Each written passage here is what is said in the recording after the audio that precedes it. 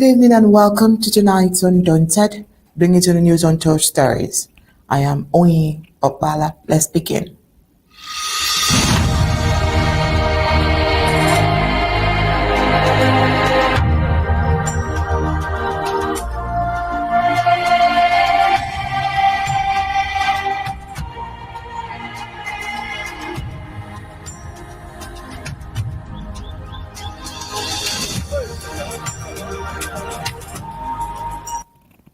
The past weekend, the Ambazonian community around the world stood united in mourning and remembrance as they bid a farewell to Endeley, the revered Director General of the Ambazonian Broadcasting Corporation (ABC). Her person marks the end of a profound era, not only of exceptional leadership in the media and advocacy landscape, but also of maternal warmth, spiritual resilience, and unwavering dedication to the Ambazonian cause. The commemoration and commemorative ceremonies began on Friday, 1st of August, with a deeply moving series of songs in California, where friends, families, and fellow Ambazonians dressed in gold, a symbol of her luminous life and enduring legacy. The venue was adorned with images capturing her many roles: servant leader, mentor, freedom fighter, and beloved matriarch. Amid the solemnity, soft hymns and heartfelt tribute echoed through the hall, painting a portrait of a woman whose compassion and conviction transformed lives. On Saturday, 2nd August, Endeley was laid to rest in an emotional burial ceremony that drew Ambazonian voices and dignitaries from across the globe. The day was marked by both national pride and personal sorrow, as thousands turned in virtually and in person to pay their final respect. Floral arrangements surrounding her resting place, while speakers recounted her pioneering role in shaping the voice of the Ambazonian people through ABC, her courage in the face of adversity, and the motherly love she offered to an entire movement. Her burial was not merely the end of a chapter. It was a reaffirmation of the values she lived by: truth, justice, faith, and unity. As the sun set on the day of her interment, it was clear that though Endeley may have departed this world, her spirit continues to inspire people in search of freedom. Now let's get the prime headlines.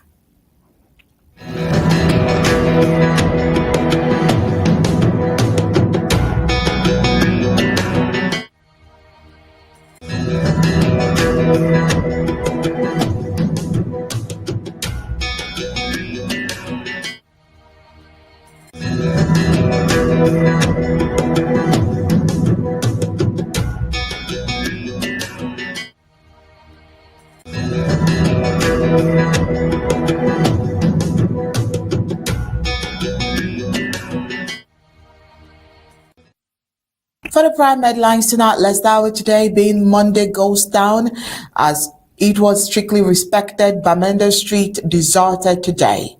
Today we take a look at the tribute to the life and legacy of Endeley, Director General of ABC. Manfe Diocese buries priest swept away by the Russian River. Also tonight, youth drug crisis fueled by desperation and colonial mismanagement. We'll take a look at the youth and drug crisis. Also, colonial regime exploits war-stricken Ambazonian youth via political tournament in Bamenda.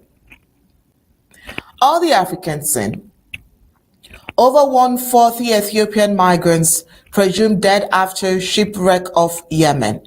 President Trump's executive order on historical truth sparks concern after Smithsonian scrubs impeachment referees. Now let's get the news in full briefings.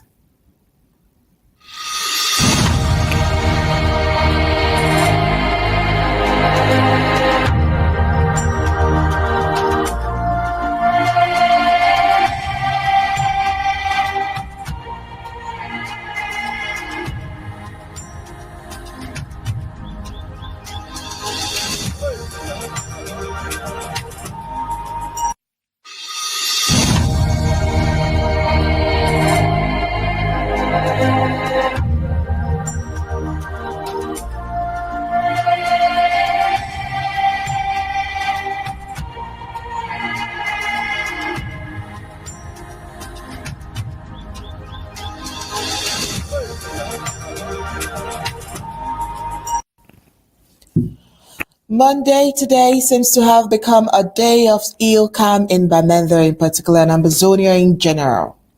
The streets of Bamenda, usually teeming with life and activity, were eerily empty, as if the town itself was holding its breath, waiting for Tuesday to arrive and bring life back to its streets. Every Monday, the streets of Bamenda and other parts of Ambazonia fall early silent as if the very fabric of life has been temporarily suspended. The Monday Ghost Town phenomenon, which has become an integral part of the zone's identity, sees a significant reduction in economic activity and social interaction.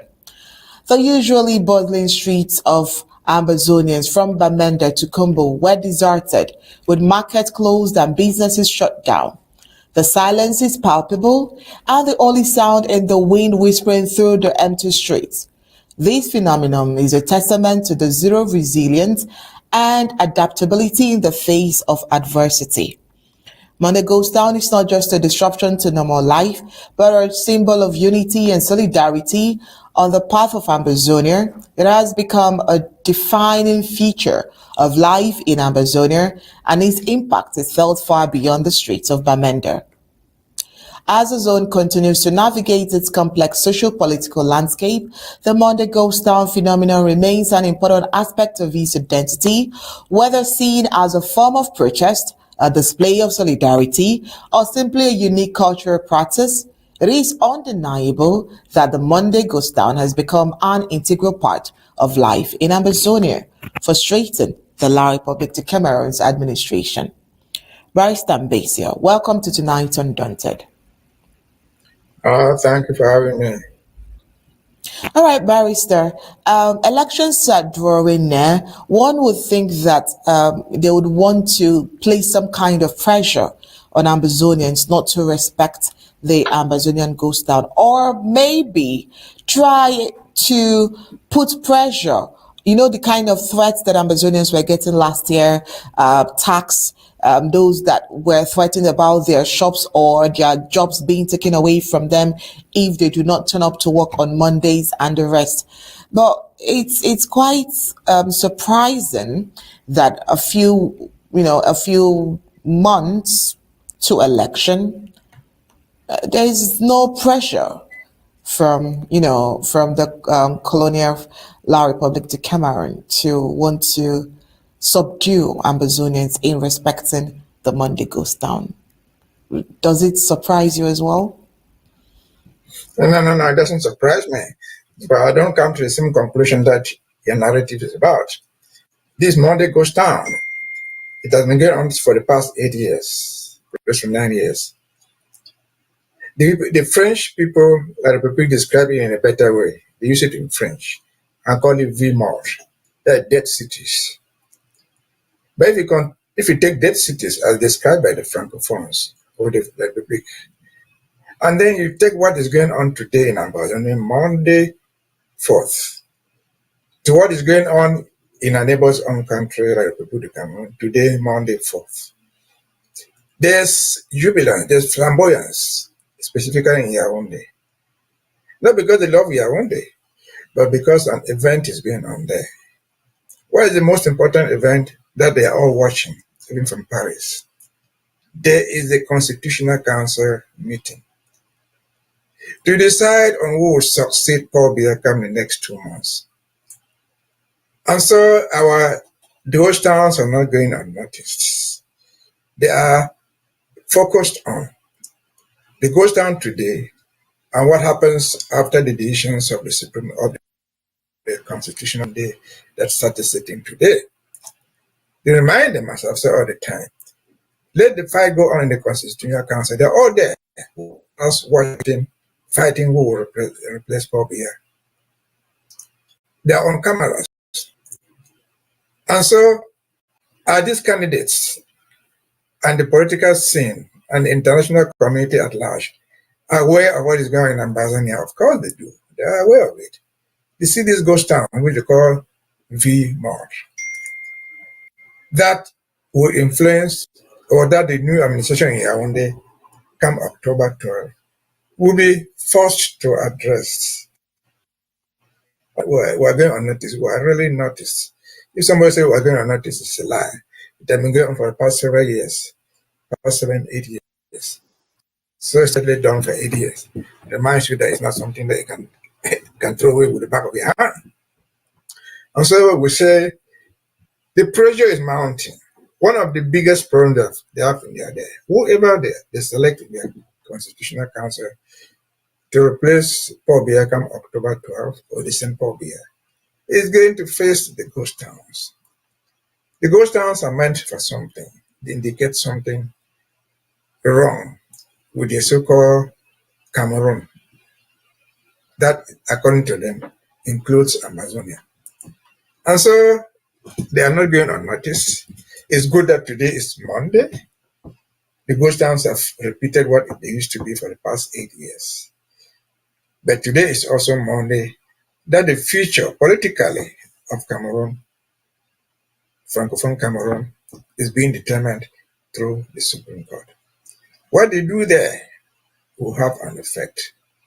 But as far as we're concerned, we have said, we're observers. We're also keen observers of what's going on in the Supreme Court or in the Constitutional Court. And while we are observers, we are preparing for ourselves. For the eventuality not too long from now, that the leader which shall emerge from there will be forced to confront the ghost towns, the V-Mod, head on, by doing what? No longer by suppression, because suppression has failed. No longer by deceit, because deceit has failed. But by facing the truth of what it is all about. It is about the freedom of the people. We have nothing to beg. We have nothing to plead for, other than the right to self-determination. Whose self-determination shall be determined, rightfully or wrongfully, by the political class that will come out there, come the next 3 months. And so we can say kudos to all Ambazonians for keeping the truth, for keeping the flag of these ghost towns flying high and higher. And that the countries, the participants in Yaoundé, the charade of elections, are having an open eye. They know what is going on. This will be their greatest challenge. And we hope that would be what comes after October 12th, based on the decision of this Constitutional Council meeting, holding on today, Monday, as we repeat our ghost towns, VMOT, the ritual of Monday, to remind them again that you would have to face this problem, not with arms, because arms have failed, I've said this before, not with deceit, because deceit has failed, but with truth. And what is the truth? Address the root causes of the problem, honestly negotiate the way out, and the ghost towns will end, and the new president will take up office free of all encumbrances. Over to you. Thank you so much, Barrister Mbeseha. We'll definitely see how the coming weeks and the coming Mondays go, and we'll try as much as possible to give, weekly reports when it comes to the Monday Ghost Town, because we want to see this progression. All right, meanwhile, the sad one, this past weekend, the Ambazonian people across the globe were united in grief, reflection, and honor as they bid farewell to a rare gem, Endeley, the beloved Director General of ABC. Her passing is not just the loss of a leader, but the departure of a mother figure, a guiding light, and a gentle soul whose life touched countless hearts with grace, strength, and humility. The ceremonies began on Friday with a service of songs held in California. Friends, family, and compatriots adorned in gold, a symbol of Ma Endeley's radiant life, gathered to celebrate her memory. The venue was adorned with pictures, each one a testament to her glory, a life of service, love, and unwavering commitment to the truth. Soft hymns filled the air, as tears and laughter intermingled in a space where her spirit was palpably present. On Saturday, the 2nd of August, Ma Endeley was laid to rest. Dressed in white, attendees symbolized the purity of her heart, the selflessness with which she served, and the peace she now embraces. The burial was not only a farewell, but a sacred transition, a gentle goodbye to a woman whose words suited the broken, whose hands lifted the weary, whose voice was a constant reminder of hope in dark times. Maima was more than a leader, she was a mother to all. Her compassion was unmatched, her wisdom deep yet gently offered, and her spirit resilient even in the face of trials. In her, Ambazonians found a rare balance of courage and kindness, truth and tenderness. To honor her, the president of Ambazonia declared a pause in the national draft and instructed that flags be flown at half-mast across all territories and outposts of Ambazonians. The solemn gesture speaks volume of the depth of her impact. The president further urged all Ambazonians to unite in dignity, reverence, and honor, for Ma Endeley stood for unity. In her death, she calls us to it even more loudly. As the nation mourns her, ABC mourns not just a director general, but a heartfelt, a pillar, a matriarch whose presence will forever be missed, but whose legacy will never fade. And in the shadow of this great loss, our grief deepens as we announce with heavy hearts the forthcoming burial of the Vice President of Ambazonia, Mr. Eric Ate, who will be laid to rest on Friday, the 9th of August. More details will be shared in the coming days as we prepare to honor yet another gallant servant of Ambazonia. Let us all take this moment to reflect not only on the lives lost, but on the mission, the values, and the love they poured into the struggle for freedom, dignity, and nationhood. Rest well, my Endeley. Your light will never dim. Your voice will echo through the corridors of our hearts. You led with love, and that love will lead us all on. Barrister Mbeseha, it was a sad one over the weekend. We cannot, regardless of how much we talk about this, we can never exhaust it all because Ma Endeley was, a very, very, very, very beautiful woman with a heart of gold, and we all felt it. Just once more, what is that one aspect of Ma Ima's life that you think that, others can emulate from? Or better still, let me put it this way. What is that one thing you, in particular, love about Ma Endeley? Well, you are putting a very challenging question to me, whose answer you will not get from me. One good thing you want me to say. Mindele was more than one good thing. Mindele was not a thing, she was a vision for a people. But before I get there, let us be reminded that we're all mortals. Human beings come and live and die. They live and die. But what remains of them is what people think about them when they are dead. What they say about you when you are dead. What they do about you when you are dead. That's the importance of your living. Mindele, we are told, was 73 years old. So by every standard, she was an old woman. But she was not an old woman in her thinking. She was, in fact, the youth in everything she did.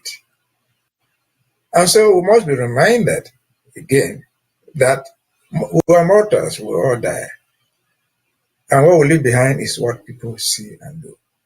I'm not sure that most of us ever saw Ma Endeley physically. We never saw her. But we were led by what she says she said or did. And this is, as when people die, they are remembered by what they did or what they thought about them. Can this have any meaning if we compare her to a strange gentleman who lived 2025 years ago? He was a young boy, by every age 30 years old, called Jesus Christ. He was a homeless man.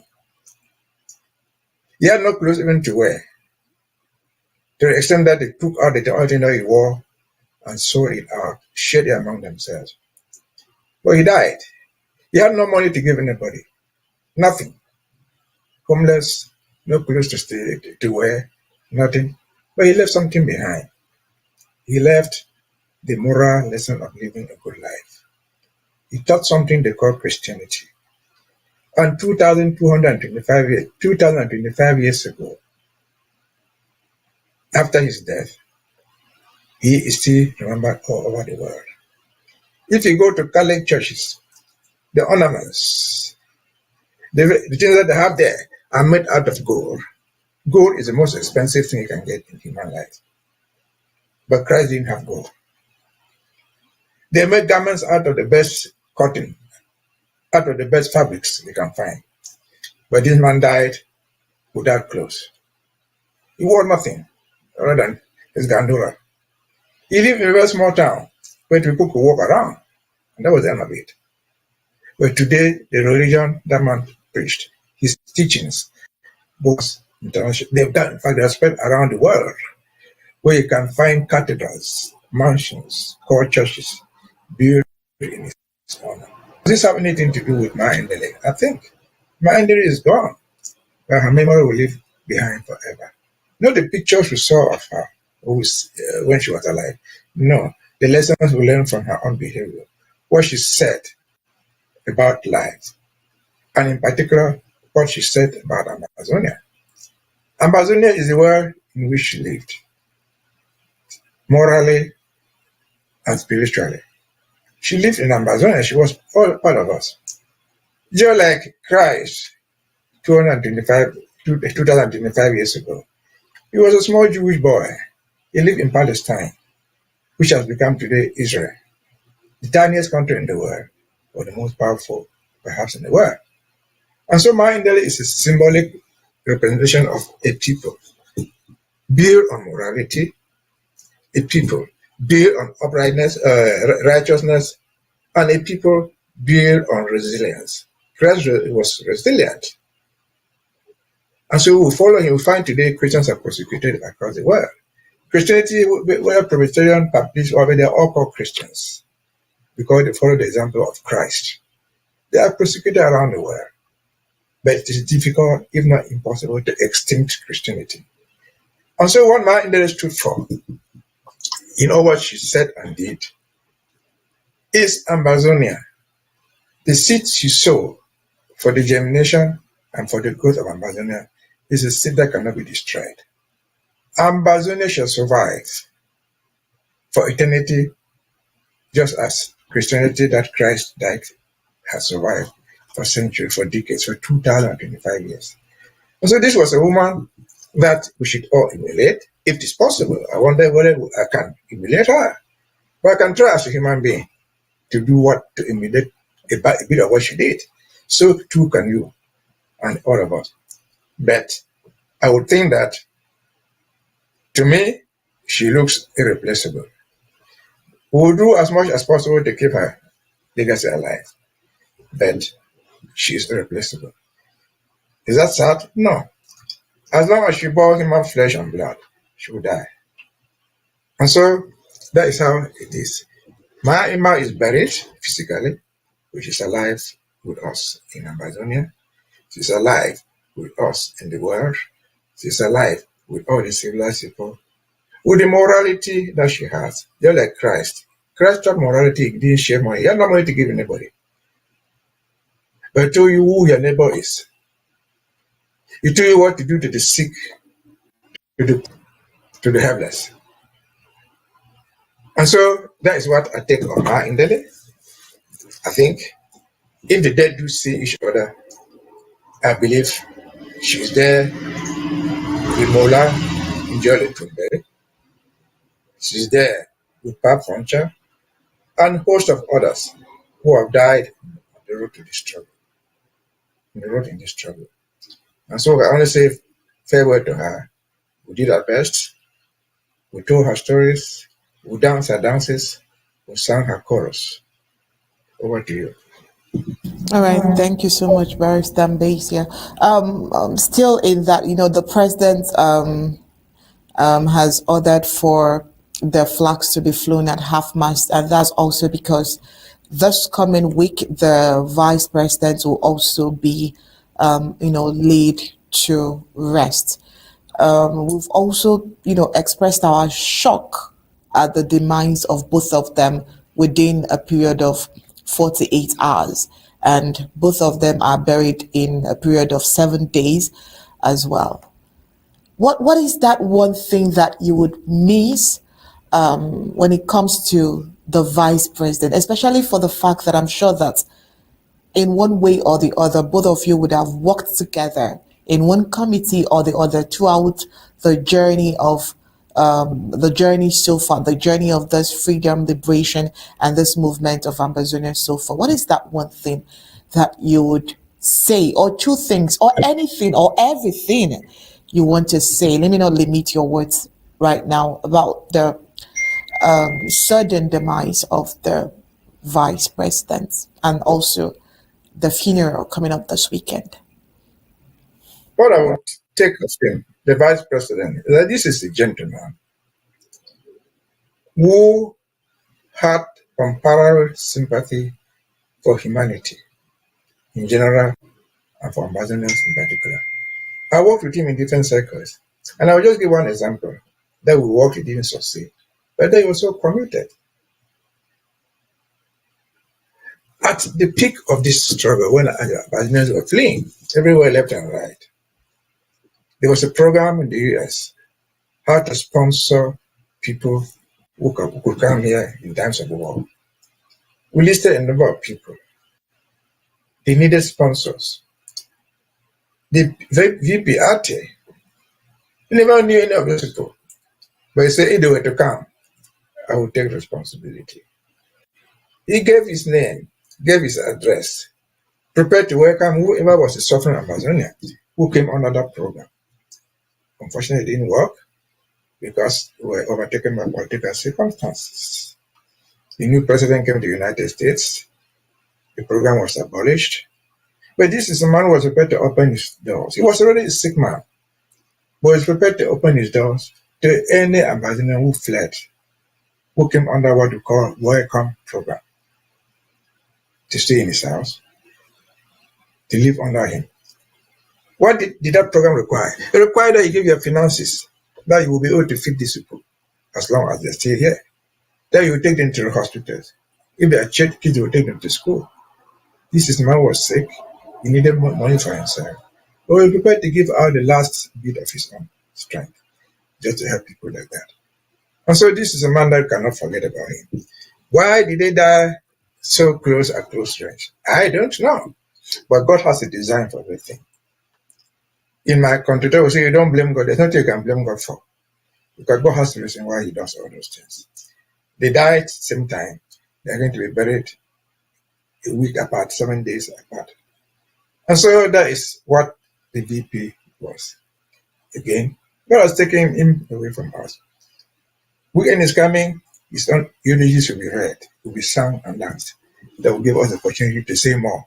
But if you ask me what particular thing I miss in this man, it will be that I missed a man who was prepared to open his doors, who was prepared to open his heart, who was prepared to forego his medications to help any Ambazonian who successfully landed in the United States, fleeing from war.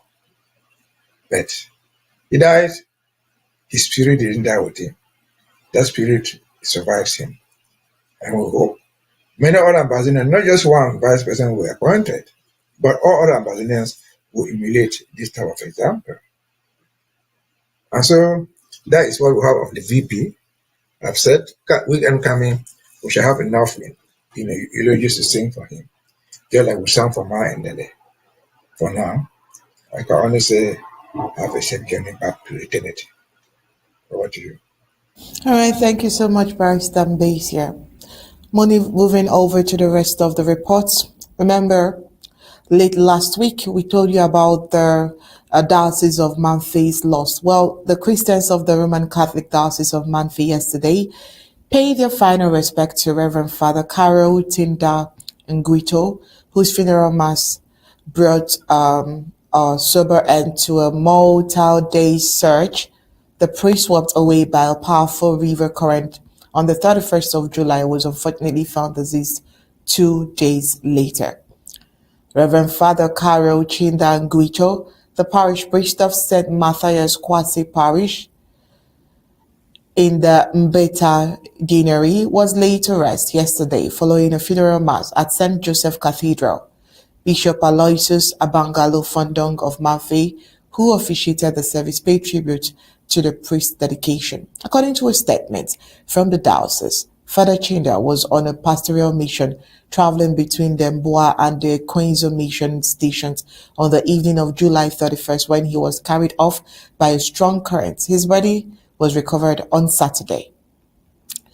Father Chinda's death is the latest tragedy to befall the Mamfe diocese, which has been led by Bishop Abangalo since 2022. It has been a history marked by hardship and violence against the clergy. This includes the 2018 killing of Father Cosmos Ombonto Ondari and the abduction of several clergy following an 18 attack on St. Mary's Parish in Nchang in 2022. Pastoral missions in Mamfe are fraught with peril, a result of the ongoing colonial military violence combined with natural threats from the zone's heavy rains. Well, this is the follow-up to the report we gave on Saturday, and we can see here that he was found dead. But in general, Barrister Mbeseha, it seems like Mamfe is grappling with so many security, natural disaster, and so many challenges as a people.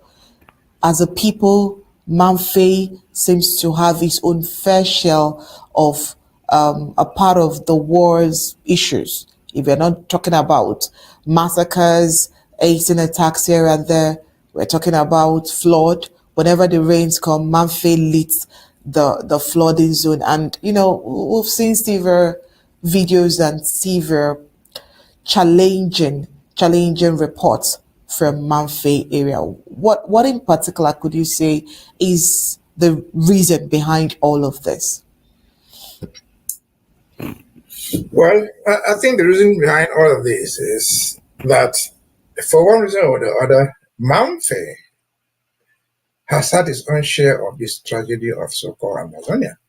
They have listed a few things. The priest killed, the church destroyed in Cham. And we don't forget that the war started in Mamfe, in the diocese of Mamfe. That's where the war started. We've seen the hospitals brought down. That is all Mamfe. That's Mamfe diocese. But with reference to the death of this young man, the priest, that's the most tragic event you could ever imagine in church history. Not because he died. People have been dying. We just said in the case of Mbeseha, people come and die. But the way he died, he's dead. He doesn't feel any pain. But I can imagine the pain that is felt by those his colleagues, priests and bishops. I mean, they have opened that mass for him a goodbye. Where? In St. Joseph's Cathedral, Mamfe. That looks like opening a mass for him at the Vatican, in a cathedral, a big church, put somewhere in the big city. But the pains of this man's death, the pain that the diocese went through, even to bring his corpse from wherever they found it, to Mamfe. Remember, he died, he was swept away by a river because he was on foot. There's no road there. Then they searched on foot through the banks of the rivers until they could find his dead body. How did they manage to transport this young man from that jungle to Mamfe? In ordinary societies, I know the place very well, they will never take a corpse out. You will be buried at the corner there. Because the pains of carrying you on head through those bushes to the house where you live is more than the death you have suffered. But this priest, all of them, they went searching for their lost one on the banks of the rivers, in the thick forest. Recovered it, carry him by head. There's no other option. Carry him by head to somewhere where they got a bicycle, a motorbike. Managed to take his corpse to Mamfe, and they are burying him now at the cathedral. And so That is the replica of what this is all about. See, this young man have died in this manner. I said last week, no. At the very least of this one, if there was just a small bridge there, the river would not have crossed the bridge to come and pick him up. Why? Why? 60 years, 64 years independence. Do we have to have waters, big rivers carrying our own people away? Where is the money? What was our own independence for? That we cannot be even a bridge, even a hammock to cross. This young man would not have died. His death, I've said and insisted, must be attributed to this so-called independent by joining, where we joined a group of thieves who stole our resources and ruined our people. Mbeseha, where the man died, and Mamfe, they are not so far apart. Not up to 200 kilometers. Call it 150 miles, 200 miles. Is that a place that an independent Ambazonian would never be able to cut a road, an earth road through? Certainly not. He was going to an outstation to preach the word of God to people. It means all people are living there. People are living in that jungle, living their lives, but looking at least to be saved through the preaching of God. The people who assisted these missionaries to look for this young man who died, the people who assisted them to carry his dead body, in their unconscious, in their rare thinking, do they think that this is right? That this is what we voted for? That this is the independence we sought to get in 1961? Generally, the answer is no. We can no longer pretend that everything is normal. And I've insisted, this place where this young man died is found in Kupe Manengumba, the county of Kupe Manengumba. Nguti is part of it. Mbeseha is part of Nguti. And so, let us stop pretending. Life is precious. The fact this young man was going to preach the gospel, it doesn't make his life less useful than the one of Ngole, who come from here one day. It doesn't make his life different from the deputy secretary general at the presidency, who all live in here one day. And they come to tell the people, bribe them people in Kupe Manengumba to go vote for this type of regime. They come out themselves to kill their own children, murder them for standing up for Amazonia, that they should be free. Yes, this is the fate of Ambazonia. Yes, this is the fate of British Southern Cameroons. Again, enough is enough. And taking it back to the last segment, we said, what is going on today, you see these pictures today, what is going on in Yaoundé today should be a recipe for us Ambazonians to say none of our own children, father, mother, daughter, sister, whatever human being should ever drown in a river anymore. We should be able to have roads. If we don't have airports, we should have roads. If we don't have that road, we should have roads on which bicycles can ride. And so, when we wish him the best, we hope God will give him eternal rest. We have all sympathies for the diocese of Mamfe. They are these enclaves, but they were not born to suffer. Mamfe diocese was not meant to was not created to suffer. That they would take on their own priests, their own missionaries, kill them in front of war, murder them in silence. No. Before being priests, before being bishops, before being missionaries, you are also human beings. With human beings, life is precious to all of us. Again, Ambazonia shall never be the same. All what we look for is the freedom to use our resources. The money stole from Dian alone in the name of refinery could have dug all the roads in Ambazonia, tied them, and would have not had this nonsense repeating itself again. What do you? Thank you so much, Barrister Mbeseha. Still on very disturbing issues. A disturbing video circulating online showing a teenage boy swaying in a drug-induced haze is causing widespread outcry among Ambazonians. The footage in circulation, captured from one of Ambazonian zone, is a direct consequence of deliberate political failures and economic hardship, evidence of the colonial government's complicity in the spiraling youth drug crisis. While the frustration caused by the ongoing war is a primary drive in pushing the youthful generation into addiction, official inaction and manipulation from La Republic of Cameroon is the main problem destroying this generation. The harrowing video captures a young man, a teenager with a rumpled and shabbily appearance, struggling to remain upright. He sways uncontrollably, his body dangling as if caught between falling asleep and standing. The image is being held up by Ambazonian critics not as a solitary tragedy, but as a symptom of a systemic issue, a quiet war being waged against Ambazonian youth. Accusations have long been made that the colonial government is allowing and even subtly encouraging the flow of drugs into various zones of Amazonia. Research shows a high prevalence of substance use in the Savannah, Midland, and Atlantic zones, with many studies linking the rise in addiction to the social and economic devastation brought by the ongoing Ambazonian war. With many youths left displaced, idle and without hope, drugs have become an escape by falling and failing to effectively combat the problem.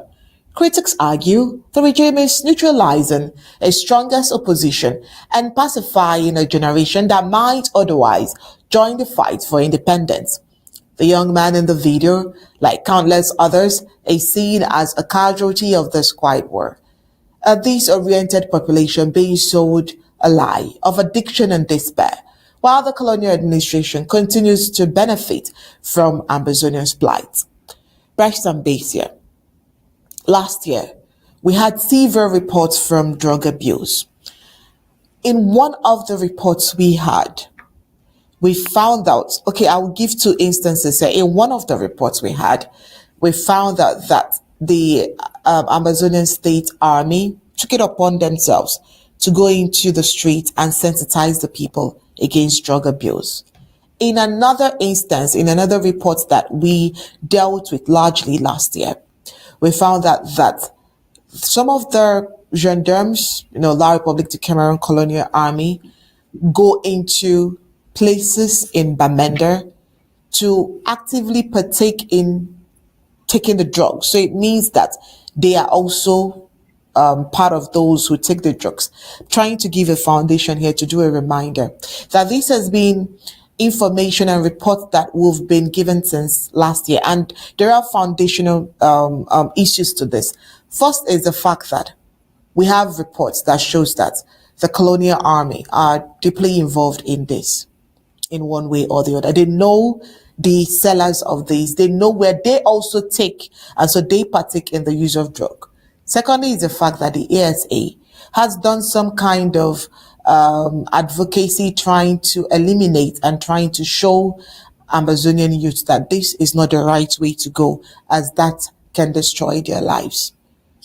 Moving into 2025, we're seeing the uprising of the use of drug, the abuse of drug itself. Barrister Mbeseha, we are back to this topic. We are back to this topic where you will scream out loud and try to let them know that this would never benefit them in any way. Yes, we can tell them that will never benefit them in any way. That is just the teaching. There's only so much our Ambazonian fighters can do to educate this young man. But the bottom line is this. These young men doing these drugs are victims of the system. We're blaming the victims for what they are not responsible for. If there's nothing that is common in Cameroon, that everybody can have a share. You don't doubt this. It's a control on the roads. In Bamenda, in Boya, you don't drive for 2 kilometers without finding police and everybody standing there with guns. How then are the drugs circulating? Often you tell that they've caught a vehicle in Konsamba carrying drugs because of in Yaoundé in the streets. They caught them loading tons upon tons of those drugs from the hinterlands to the cities. Where is this control? Could these things have passed unnoticed? No. It's a deliberate action of government, or let me say inaction of government. Are they aware of it? Of course, they have been caught themselves. Their military guys are caught buying those things. And so we're just victims. These victims, they are your children and mine. Could that young man who has lost all his youth, he's lost almost what he has in life, he will die soon. Could that young man be the utmost someday? Could that young man be the son of Ahijo, Ngongo, or one of those people placed up there? He could not. He will not. None of the children will be like that. Why? Because they have the resources. Even if you find one another, they will send to a specialized hospital, maybe in Paris, maybe in London, maybe in Switzerland. That boy doesn't even have the ability for somebody to detoxify him, just to even educate him. Why? Why? As far as Ambazonian is concerned, we think that is a weapon they are using as a government to destroy our own youth. They know those things are going on there. Even if they find him, what's the care they give him to clear him of those drugs? Nothing. They would rather shoot you or kill you and call you another fighter and walk away. And so these people have killed the disabled. Sam Sawyer, they killed him. He was a disabled man. And so what else can they not do? I think, again, that this is a result of a failed government. We are not the one who gave that name drugs. The name drugs is worldwide. It is in the United States. It's India. It's in China. But it is controlled. The government in place makes it flourish or makes it to die. And so if you close an eye to it, we'll flush it in the streets, the citizen will die. And that will help the administration because nobody will rise against you. They don't have time to think about that. They'll wait for when you can and give them 2,000 francs. They want to bring it. They wait for when you can give them 2,000 francs or a tin of sardine or a loaf of bread. And so it's a pure distraction. Deliberate kill the citizenry. Those young men are just victims. And of course, it is done at higher levels in the administration. I remember I saw a video circulating there somewhere just last week. In Yaoundé, in the office of the Commissioner of Police, the regional commander of the police force in Yaoundé. What was he doing? He's sitting in his office there with a chain of women doing pornography publicly. If you can go right up to that level, what else shall we lack? That's the reason why we'll fight. We'll fight to get out of this mess. To live like any other human beings. Meant to be protected, to be cured if we are sick. Meant to be taken care of when we're not meant to be abandoned to our own fate. And so we feel sorry. We don't think that Ambazonian youth should ever have gone through that. But why are they doing this? Could again have asked, could this young man have been the son, the daughter of any of these big people over there in Yaoundé? Could he be the son of a senator? Could he be the son of a parliamentarian? A director? A chief of police? No, he could not. But even if you were, they will have enough resources to treat him. They will take care of him. They will even fly him to a foreign hospital to treat him. And so we are just the victims of the system, which is again why we fight. We will not be completely drug-free, but we'll have institutions that will control that type of nonsense. That will, as far as possible, take it out of the streets. That will, as far as possible, hold those distributing those things properly accountable. That's what it is meant. That's what the government is meant for. That's what the state is meant. You can't try drugs in some other country. Try it. You will not go that way. They will catch you. They will try you. They will execute you for even using it. And so that is where we find ourselves 60-something years after a so-called independence. Before the independence, do you have this thing in Southern Cameroon? Call it Ambazonia today. No. So why did independence bring all this misfortune, this bad luck of a people who rather than govern us, suppressed us, who rather than cure our diseases, multiply the diseases, who more than educating us, uneducated our children. And so the story is sad. We should never have been there, but we are there. What should we do? We must fight and get out of it. Because it is never too late to learn. It is never too late to recover. And we shall recover. Over to you. All right, never too late to recover. To all those who are abusing the drugs right now, it's never too late to start afresh. All right, Barrister Mbeseha, tournament in Bamenda, termed the 6th edition of the Bamenda Peace and Unity Tournament, is facing strong criticism as La Republic de Cameroon plans for using it as a cynical political trap have been exposed. The event, spearheaded by a certain Dr. Tanin from Peter, most certainly one of La Republic de Cameroon proxies, offers a tempting 2.5 million francs CFA cash prize, but with a non-negotiable condition. Participants must present a valid Colonial voter's card, an act that is clearly forbidden across Ambazonia. So this requirement is a clear attempt to leverage economic hardship to coerce youth into registering and automatically voting for the current regime. So whichever way, you must find an election trace. So while an official flyer indicates the tournament scheduled to have been running from July 20th to August 24th, 2025, boasts a wider range of sporting and cultural discipline, its true objective is political. Its organizers, stooges, and of the Biya regime are operating under a deceptive banner of peace and unity, but they are in fact preying on the severe desperation of hundreds of youths aged 18 and above, a generation ravaged by the ongoing Ambazonian war. The pervasive economic devastation and lack of viable alternatives in the Midland zone have left many of these youths feeling they have no choice but to pursue the lucrative cash prize, compelling them to comply with the voter card requirement by the colonial government. This demand for a voter's card by the occupational forces is not presented as a matter of civic duty, but as an act of coercion for these young people in its upcoming colonial presidential election.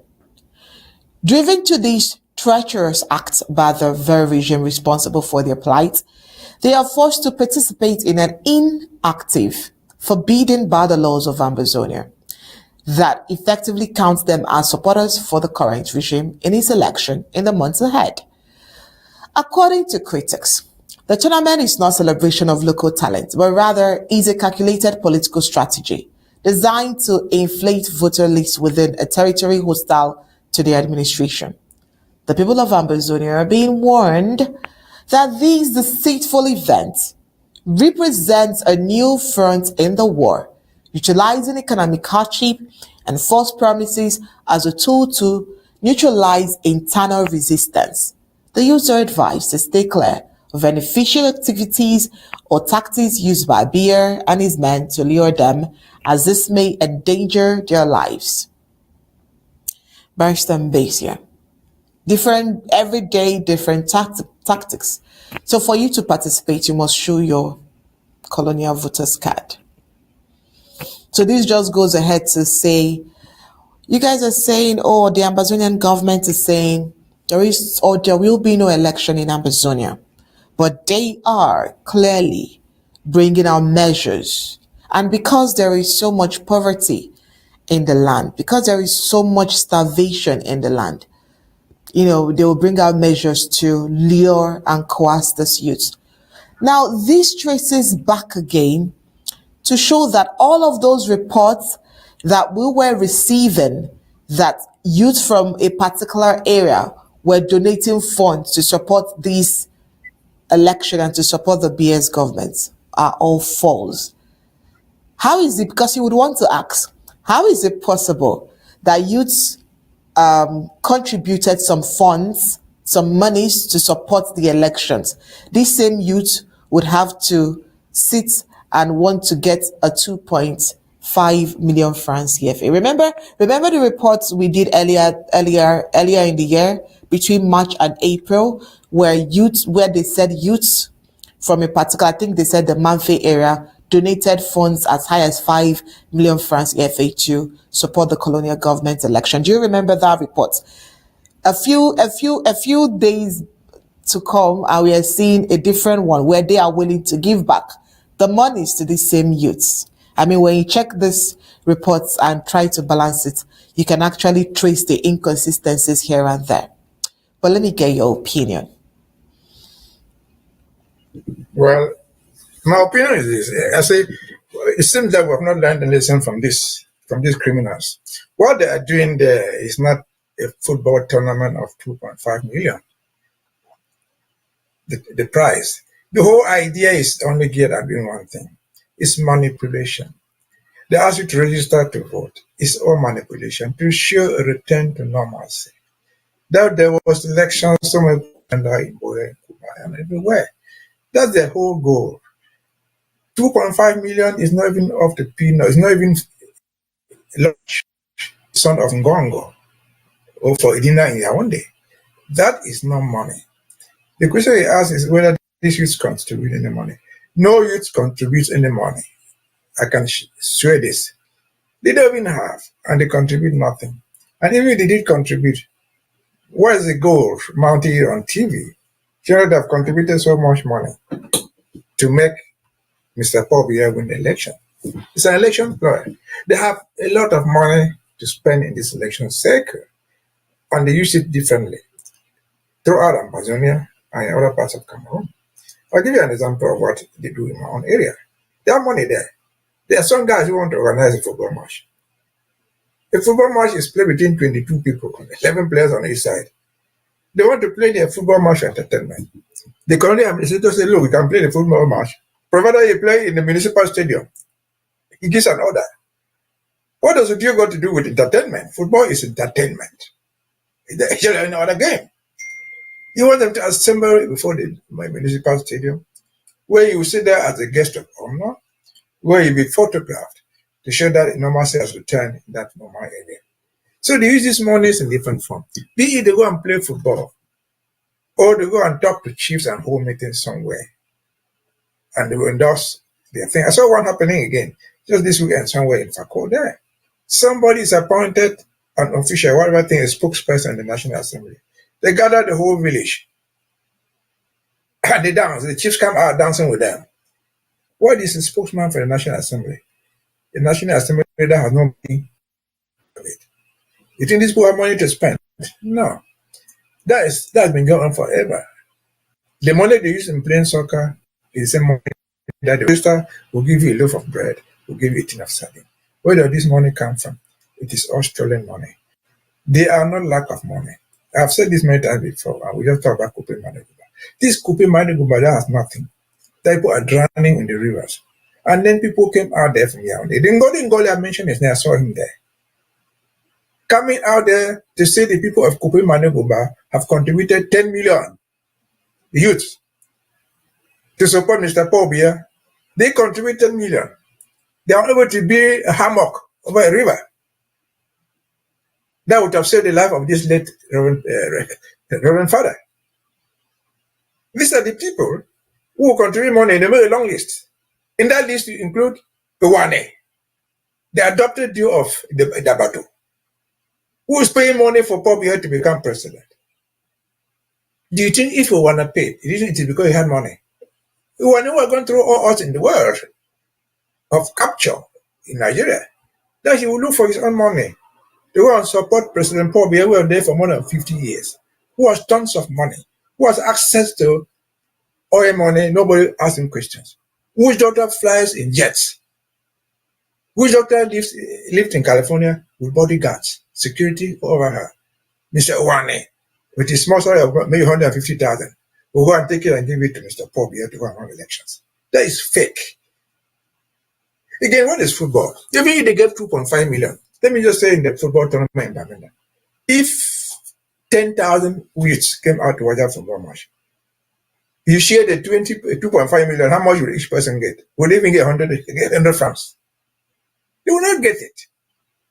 So it's a ploy to deceive people that normalcy has returned. They are not even saying that they will give you money. They simply say for you to play the football, show us your voter's card. What has the voter's card got to do with entertainment football? Other than trying to buy the idea, because you're not even sure that the guy with the voter's card will vote for you. But you are trying to show that normalcy has returned. People are voting. Normal life is on. If normal life is on, at this election time, you vote for who you like. So their whole is a ploy to show a return to normalcy. Be it through the assembly of chiefs that is summoned in different villages, be it through so-called football, or culture. Those are all strategies that we all know. We were not born today. We know those tricks. But again, there's not so much you can do. They're selling after the market as far as Ambazonia is concerned. They're selling after the market. Let them organize tournaments in every single village, football tournaments. Let them go to the villages and organize wrestling matches. Whatever sport they have there, that is not going to save them. Ambazonia is free. It's gone, never to return. Over to you. All right, thank you so much, Barrister Mbeseha. Over the weekend, Barrister Fru and yourself, you dealt it's not just over the weekend, for the past few months, there's been the emphasis of there is no election. There is no election. So I think that is also important that Ambazonians in the home front, who are the first targets of these electioneerings and all of the tricks that we're seeing here and there, they should be well and conscious enough to know how all of these tricks are going to happen. Dr. Mungwa is always speaking, you're always speaking, Barrister Fru is always speaking. There is no election. They need to know. They need to understand. They need to hear it from you over and over and over again until the elections are over, that there is no elections in Ambazonia. They don't need to get their voters card. Is that what you're also saying, Barrister Mbeseha? Because this is a trick. What if some of them just decides to use this process and just get the voters card? Are they at this point doing the wrong thing by getting the voters card? I think that at this point you may want to clarify so that they understand the extent at which the Ambazonian government frowns at the fact that some of them are not respecting this order that has been given by President Sako. Now, the problem is this. We have said no elections. Maybe if I can say it again. Election is not just the day you go and vote. Election is a whole process. You register to vote, just as we said there. You have a voter's card. That day you go and vote. Or that day you stay home. They will register, they put it there. So many people registered. So many were absent. So many voted for A, B, or C. That's the whole process. But we have set time without number. That Ambazonia has nothing to do with elections. Starting from registration of voters, to voting, and to counting of the votes. Take no part there. Is it because we hate elections? No, we don't hate elections. It is because the problem we have as Ambazonians has nothing to do with elections. Elections are meant to solve internal problems within an internal community. Cameroon has elections. Nigeria has elections. Ghana, Britain, America. They hold the elections to see how their country can be governed. To choose leaders that will govern them. We have nothing to do with the choice of leaders in their own day. Because Ambazonian problem is not about the leadership. Ambazonian problem is about the institutions. Our institution reformation or restoration will not come from the presidential palace in Itudi. It will come from the negotiation table. And somebody else put it, I've said it many times before. Election is submission, not resistance. What we're doing now is we're resisting the occupation. We're resisting the assimilation. We don't go and submit by appointing somebody or voting somebody who will continue the repression, who will continue the assimilation. But the biggest problem we have is that we have our own brothers and sisters who bear our names. They bear the character-based certificate they are with us, who are actively taking part in those things, are encouraging people to take part in it. At least this election that is coming, we know that there's a certain Akarimuna there.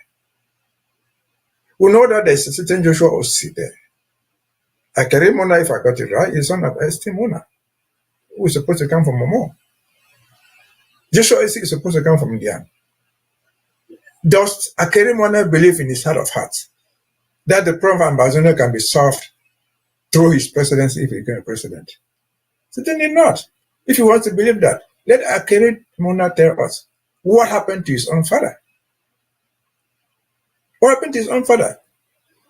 Yaoundé, in an attempt in the process of assimilation, successfully used his father to dismiss Joa, an elected prime minister of Southern Cameroon in 1968.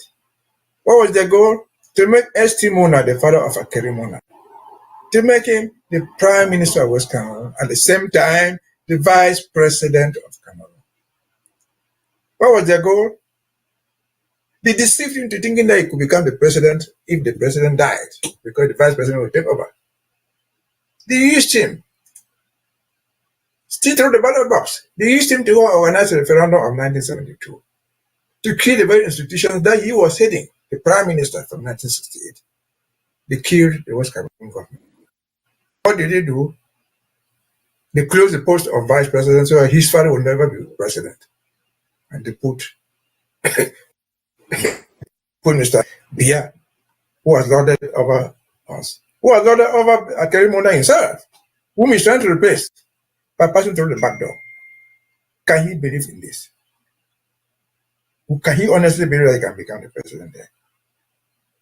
Mr. Joshua Osi, who is supposed to come from India, they're sitting here, can become the president of Cameroon. I even became one, can you solve our problem?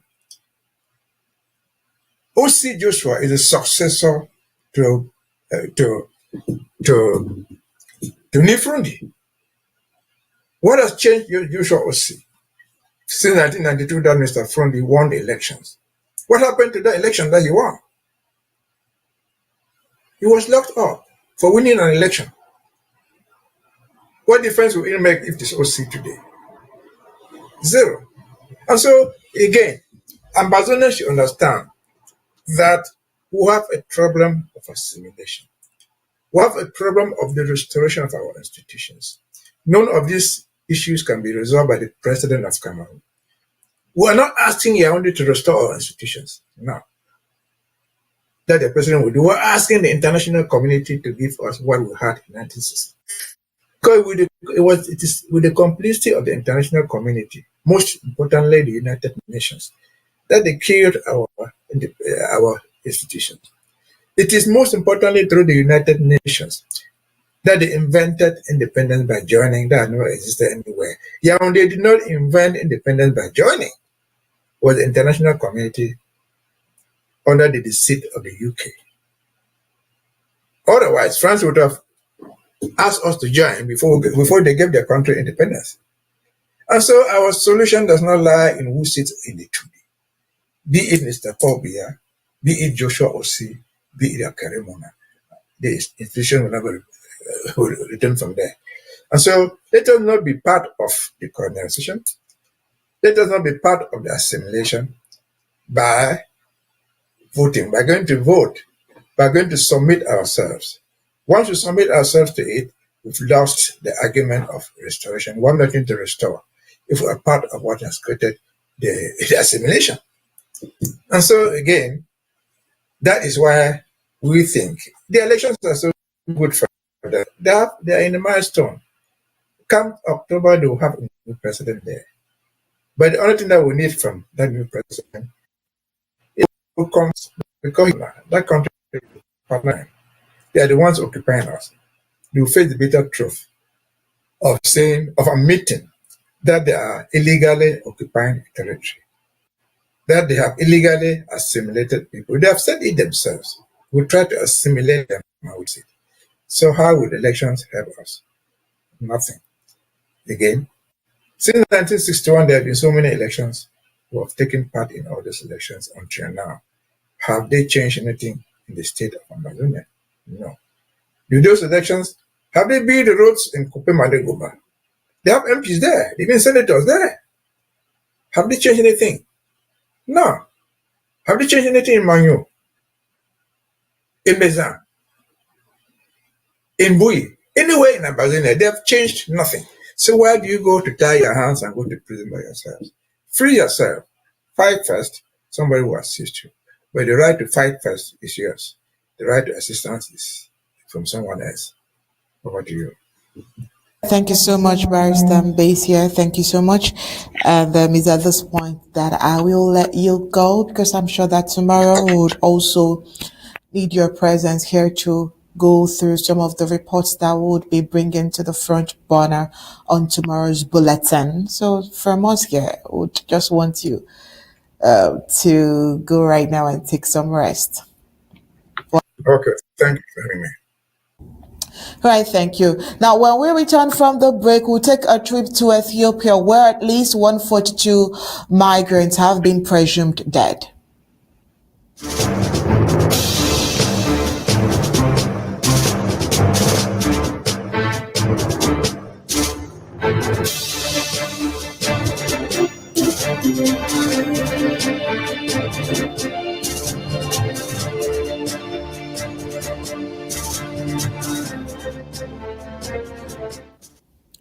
A tragic shipwreck off the coast of Yemen has left at least 142 Ethiopian migrants presumed dead. According to the UN International Organization for Migration, the IOM, the boat carrying 154 migrants capsized early Sunday in the Gulf of Aden. Only 12 people were rescued. Authorities have recovered over 68 bodies, mostly found along the shores of Kamfar in western Yemen. A large-scale search and rescue operation is ongoing. Every year, tens of thousands of migrants, mostly Ethiopians, take the eastern route across the Red Sea and through Yemen to reach Gulf countries. This route is the most used for African migration, but also the most dangerous, with widespread reports of violence, abuse, and exploitation. In March 2024, 186 migrants went missing in a similar incident, and a total of 550 migrants have died trying to reach Yemen this year, the deadliest year on record. Yemen's civil war and lawlessness have made it a hub for smuggling and trafficking. While away from Ethiopia, Tunisia protesters rally in solidarity with Palestinians as Gaza crisis gets deeper. Hundreds of protesters marched through the streets of Tunis on Sunday to show solidarity with the Palestinian people as the humanitarian crisis in Gaza worsens.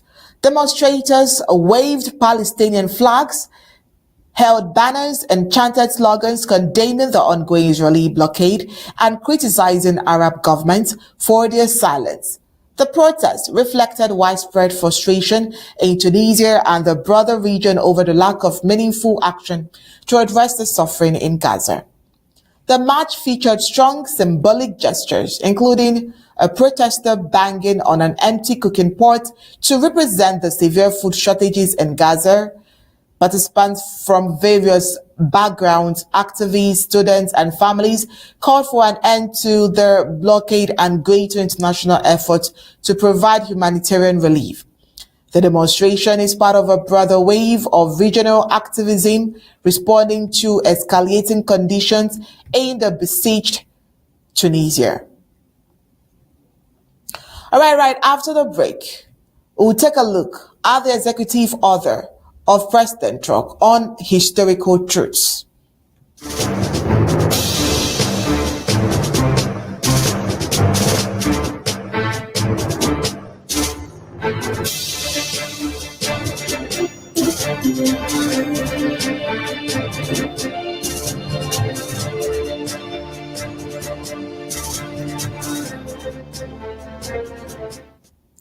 In March, President Donald Trump signed an executive order directing the Smithsonian Institution to preserve what he described as objective facts.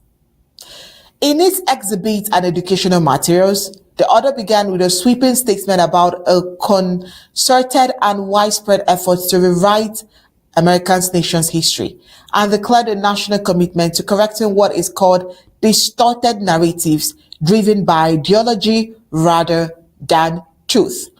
But just months into his second term, historians and civil liberties advocates are warning that the order may serve not to defend historical truth, but to shape it in Trump's image.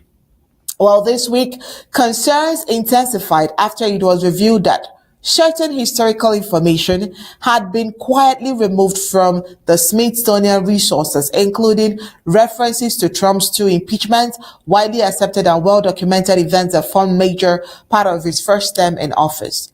Though no official explanation has been provided for the removal, the timing has raised alarm. The content disappeared shortly after the executive order signing and appears to align with his directive to eliminate what it calls improper ideology from public institutions. Historians argue that this vague and political charged language opens the door to selective editing of the past.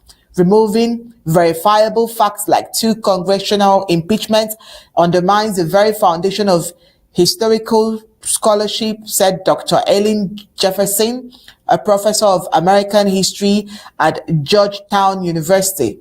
This isn't about neutrality, it's about control.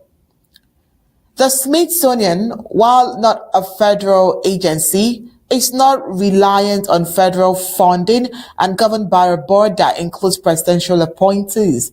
That proximity to political power makes it vulnerable to top-down pressure, especially under an administration openly critical of how American history has been taught and portrayed in recent years.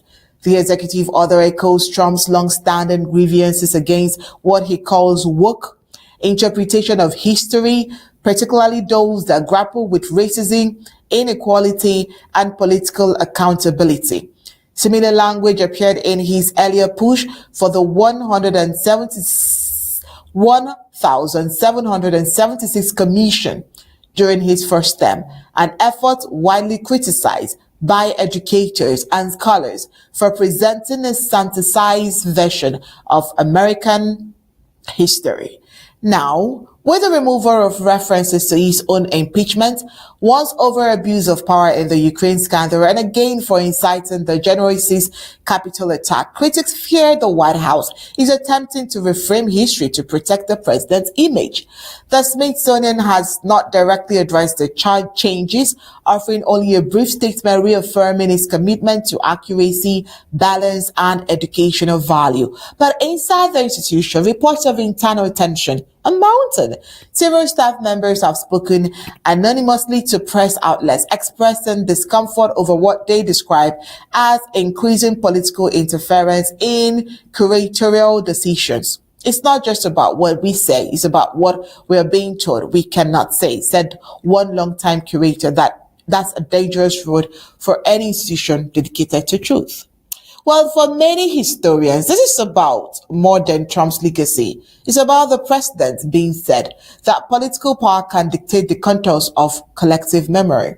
When presidents begin editing history, democracies begin to decay. This is one by Dr. Jefferson. Facts don't change based on who occupies the White House. Well, as Trump continues to shape policy and national messaging in his second term, the tension between historical integrity and political narrative is likely to intensify.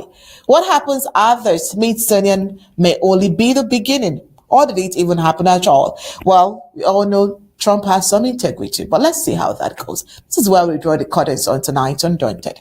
But before we go, let's take a look at the major stories.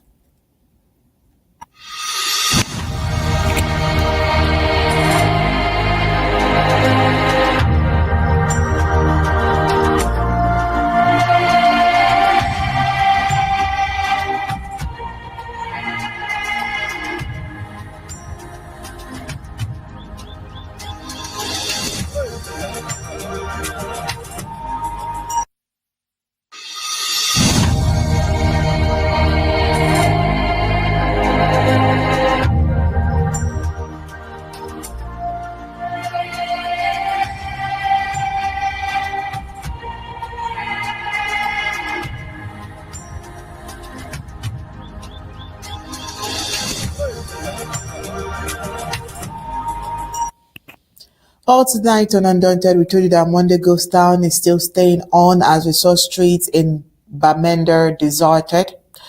Also tonight, we also took a look at a tribute to the life and legacy of Endeley, Director General of ABC. Monthly diocese buries priest swept away by Russian River. Tonight, we told you that youth drug crisis is fueled by desperation and colonial mismanagement. Colonial regime exploits war-stricken Ambazonian youths via political tournaments in Bamenda. On the African scene, we told you that over 140 Ethiopian migrants presumed dead after shipwreck off Yemen. And on the global scene, President Trump's executive order on historical truth sparks concern after Smithsonian scrubs impeachment references. That's all for tonight's Undaunted. Bringing to the news on 12 stories. On behalf of Barrister Mbeseha and a team of technicians behind tonight's Undaunted is good night and God bless.